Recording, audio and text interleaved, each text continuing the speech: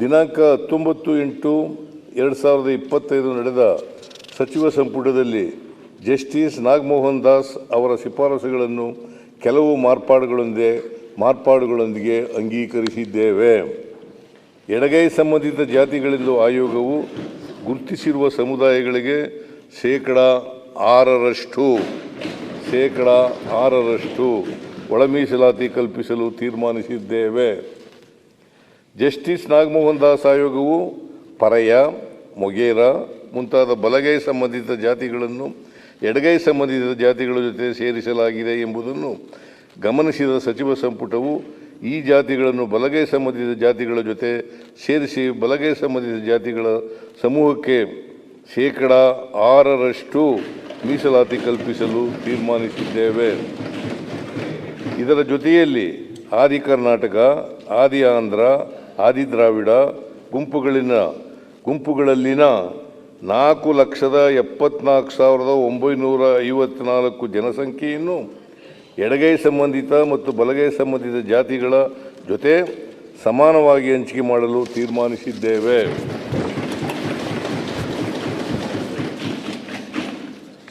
ಸ್ಪೃಶ್ಯ ಜಾತಿಗಳ ಗುಂಪಿಗೆ ಜಸ್ಟಿಸ್ ನಾಗಮೋಹನ್ ದಾಸ್ ಅವರು ಶೇಕಡ 4% ಮೀಸಲಾತಿಯನ್ನು ಶಿಫಾರಸು ಮಾಡಿದ್ದರು. ಹಾಗೆಯೇ 59 ಜಾತಿಗಳ 5,22,099 ಜನಸಂಖ್ಯೆಯನ್ನು ಪ್ರವರ್ಗ ಎ ಎಂದು ತೀರ್ಮಾನಿಸಿ ಶೇಕಡ 1% ಮೀಸಲಾತಿಯನ್ನು ಶಿಫಾರಸು ಮಾಡಿದ್ದರು. ಕೆಲವು ತಾಂತ್ರಿಕ ಕಾರಣಗಳಿಂದ ಎರಡೂ ಗುಂಪುಗಳನ್ನು ಒಟ್ಟಿಗೆ ಸೇರಿಸಿ ಶೇಕಡ 5% ಮೀಸಲಾತಿ ನೀಡಲು ತೀರ್ಮಾನಿಸಿದ್ದೇವೆ. ಜಸ್ಟಿಸ್ ನಾಗಮೋಹನ್ ದಾಸ್ ಆಯೋಗವು ABCDE ಎಂದು ಪ್ರವರ್ಗಗಳನ್ನಾಗಿ ವಿಭಾಗೀಕರಿಸಿ ಮಾಡಿದ ಶಿಫಾರಸನ್ನು ಸಚಿವ ಸಂಪುಟವು ABC ಎಂದು 3 ಪ್ರವರ್ಗಗಳನ್ನಾಗಿ ವಿಭಾಗೀಕರಿಸಲು ಹಾಗೂ ಎಡಗೈ ಸಂಬಂಧಿತ ಜಾತಿಗಳ ಎ ಪ್ರವರ್ಗಕ್ಕೆ ಶೇಕಡ 6, ಬಲಗೈ ಸಂಬಂಧಿತ ಜಾತಿಗಳುಳ್ಳ ಬಿ ವರ್ಗಕ್ಕೆ ಶೇಕಡ 6 ಹಾಗೂ ಸಿ ವರ್ಗಕ್ಕೆ ಶೇಕಡ 5% ಒಳ ಮೀಸಲಾತಿ ನೀಡಲು ತೀರ್ಮಾನಿಸಿದ್ದೇವೆ. ಪರಿಶಿಷ್ಟ ಜಾತಿಗಳಲ್ಲಿರುವ ಎಲ್ಲ 101 ಜಾತಿಗಳಿಗೆ ಶಿಕ್ಷಣ, ಉದ್ಯೋಗಾವಕಾಶ ಹಾಗೂ ಇನ್ನಿತರ ವಿಷಯಗಳಲ್ಲಿ ಅವಕಾಶಗಳನ್ನು ಒದಗಿಸುವಲ್ಲಿ ಸಮಾನತೆ ಮತ್ತು ನ್ಯಾಯಸಮ್ಮತತೆಯನ್ನು ಖಚಿತಪಡಿಸಿಕೊಳ್ಳುವ ದೃಷ್ಟಿಯಿಂದ ಈ ಮಾರ್ಪಾಡುಗಳನ್ನು ಮಾಡಲಾಗಿದೆ. ಈ ರೀತಿ ನಿರ್ಧಾರ ಮಾಡುವಾಗ ಸಚಿವ ಸಂಪುಟವು ಗೌರವಾನ್ವಿತ ಸರ್ವೋಚ್ಚ ನ್ಯಾಯಾಲಯದ ತೀರ್ಪಿನಲ್ಲಿ ನಮೂದಿಸಲಾದ ತತ್ವಗಳನ್ನು ಗಮನದಲ್ಲಿಟ್ಟುಕೊಂಡಿದ್ದೇವೆ.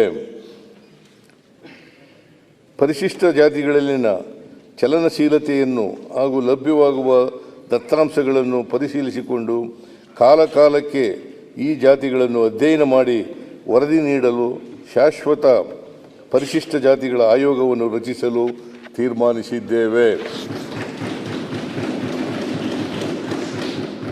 ಒಳ ಮೀಸಲಾತಿಯ ಕುರಿತಂತೆ ಆದೇಶ ಹೊರಡಿಸಿದ ಕೂಡಲೇ ನೇಮಕಾತಿ ಪ್ರಕ್ರಿಯೆಗಳನ್ನು ಪ್ರಾರಂಭಿಸಲು ಹಾಗೂ ಒಂದು ಬಾರಿಗೆ ವಯೋಮಿತಿ ಸಡಿಲಿಸಲು ತೀರ್ಮಾನಿಸಿದ್ದೇವೆ. ಇದೇ ಸಂದರ್ಭದಲ್ಲಿ ಒಳ ಮೀಸಲಾತಿ ಹೋರಾಟಗಾರರ ಮೇಲಿನ ಮೊಕದ್ದಮೆಗಳನ್ನು ಹಿಂಪಡೆಯಲು ತೀರ್ಮಾನಿಸಿದ್ದೇವೆ. ಸರ್ಕಾರವು ಈಗ ಕೈಗೊಂಡಿರುವ ತೀರ್ಮಾನದಲ್ಲಿ ಯಾವುದಾದರೂ ಮಾರ್ಪಾಡುಗಳ ಅಗತ್ಯತೆ ಕಂಡುಬಂದರೆ ಅವುಗಳನ್ನು ಮುಂದಿನ ರಾಷ್ಟ್ರೀಯ ಜನತೆಗಳಲ್ಲಿನ ಅಂಕಿಅಂಶಗಳನ್ನು ಆಧರಿಸಿ ಬದಲಾವಣೆಗೆ ಒಳಪಡಿಸುವ ಷರತ್ತಿಗೆ ಬದ್ಧವಾಗಿದೆ. ನ್ಯಾಯಮೂರ್ತಿ ನಾಗಮೋಹನ್ ದಾಸ್ ಅವರ ವರದಿಯನ್ನು ಮೇಲೆ ಪ್ರಸ್ತಾಪಿಸಿದ ಮಾರ್ಪಾಡುಗಳೊಂದಿಗೆ ಅಂಗೀಕರಿಸಿದೆ ಎಂಬ ಅಂಶಗಳನ್ನು ಸದನದ ಮುಂದೆ ಮಂಡಿಸಲು ಸರ್ಕಾರವು ಸಂತೋಷ ಪಡುತ್ತದೆ.